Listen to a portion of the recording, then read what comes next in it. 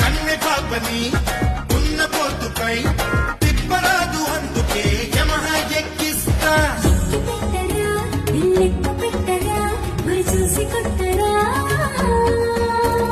వ్యక్తి సోకుతో వైద్యులని ఒడ్డుపై ఉండరాదు అందుకే యమునను పొంగిస్తా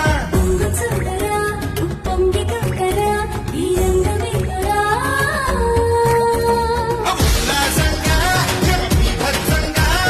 పొటాపుటి చేసావంటే పోయే గడిలేదో అన్నదే తారక మంత్రం